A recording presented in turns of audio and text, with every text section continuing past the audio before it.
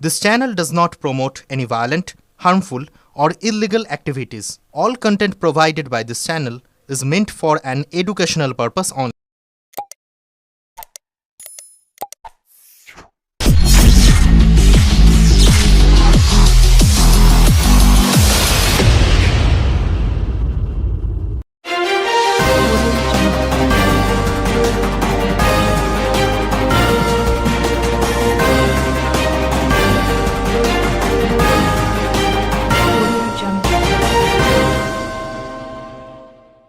হুগলির পান্ডুয়া ব্লকের মন্ডলায় গ্রামে প্রাচীন এক প্রস্তর মূর্তি উদ্ধারের ঘটনায় চাঞ্চল্য ছড়িয়েছে এলাকায়। আজ সকালে গ্রামের ঐতিহাসিক তেলে পুকুর থেকে মাটি কাটার সময় এই মূর্তিটি উদ্ধার হয়। মূর্তির গঠন ও কারুকার্য দেখে এটি কয়েকশো বছরের প্রাচীন বলে ধারণা করছেন স্থানীয়রা। গ্রামবাসীদের সূত্রে জানা গেছে, বেশ কয়েকদিন ধরে মন্ডলায় গ্রামের ওই পুরনো পুকুরটি সংস্কারের কাজ চলছিল।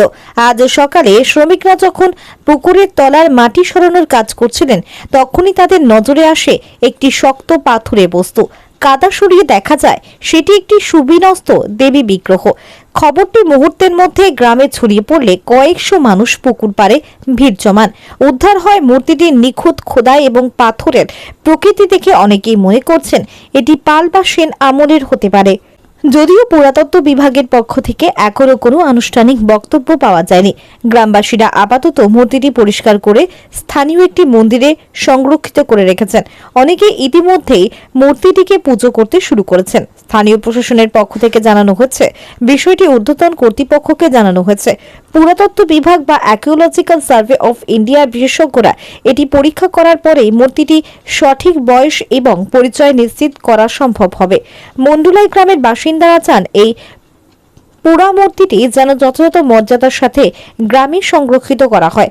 হুগলি জেলার পান্ডুয়া অঞ্চলটি এমনিতে ঐতিহাসিক নিদর্শনের জন্য পরিচিত।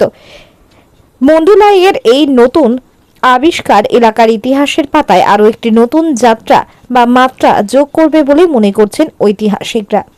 ব্যুরো রিপোর্ট, আমার কলকাতা নিউজ। ঘটনাটা ঘটেছিল বলতে আমরা এখানে মাটি কাটছিলাম, কাটতে কাটতে ওই 10-15 ফুট নিচে আমরা ভাবলাম যে স্ল্যাব বেরিয়েছে। ওই ঘাটটা ছিল, হয়তো স্ল্যাব বেরিয়েছে, স্ল্যাবটা তুলে আমরা এই জায়গায় রেখে দিয়েছি। রেখে দেওয়ার পরে দেখা যাচ্ছে, সকাল দিকে দেখা যাচ্ছে যে ওটা নারায়ণ ঠাকুরের মূর্তি।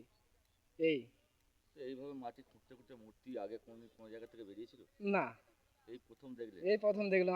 আমাদের লাইফে যা মেশিন লাইনে আসছি, এই প্রথম দেখলাম। কি বলবেন এটা নিয়ে? এ খুব আনন্দের ব্যাপার। হ্যাঁ, পুজো আজা হবে, খুব আনন্দের ব্যাপার। কতদিন ধরে মেশিন চালাচ্ছেন আপনি? আমি 9 বছর। 9 বছর মেশিন চালিয়ে এরকম কোনদিন দেখেন না, কোনো জায়গায় দেখি না। এই প্রথম দেখলেন? হ্যাঁ, পুকুরেরই কাজ করি। পুরাতন পুকুর, অনেক পুরাতন পুকুর কেটেছি, কিন্তু কোনো জায়গায় বেরাই না ঠাকুর। কিন্তু এই জায়গায় বেরিয়েছে, খুব আনন্দ লাগছে। পুজো হবে? হ্যাঁ, পুজো আজা হবে। ঠাকুর, নারায়ণ ঠাকুর উঠেছে সেইটা দেখার জন্য। তো কি মনে হচ্ছে দেখে, কি মনে হচ্ছে? দেখে আমরা তো খুব ভালো লাগলো। অনেক বড় ঠাকুর, মোটামুটি 6 ফুটের কাছে সবাই বলছে হাইট হবে। হ্যাঁ, তুলতেও নাকি অনেকটা কষ্ট হয়েছে।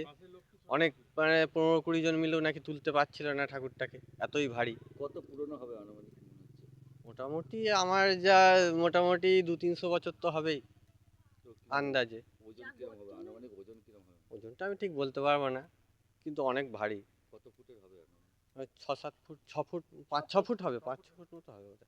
কিসের মূর্তি ছিল এটা? কোষ্ঠী পাতা। পুষ্টিপাতের কিসের মূর্তি এটা? কোন ঠাকুরের মূর্তি? নারায়ণ। নারায়ণ মূর্তি। এইভাবে পুকুর খনন করতে করতে মূর্তি উঠলো, কি বলবেন এটা নিয়ে? এটা তো খুবই তো একটা আনন্দের বিষয়। আর ঠাকুর যেন যদি এখানেই থাকে তো ভালোই হয়। ঠাকুর দেখতে কিরমভাবে ঠাকুরটা ছিল, সেইটা গর্তটা কিরম আছে সেইটা দেখতে এসেছি। কি মনে হচ্ছে দেখে, কত পুরনো হতে পারে? বিশাল অনেক পুরনো, অত নিচেই রয়েছে ঠাকুরটা। যখন নিচে থেকে তুলেছে মোটামুটি 200-300 বছর। বলছি মোটামুটি কতটা নিচেই দেখলেন? কতটা নিচেই বাবু দেখলি? এটা মোটামুটি পুকুর থেকে মোটামুটি 20 ফুট হবে, 20 ফুট নিচে। 20 ফুট নিচে। কি ভাবছেন এখন?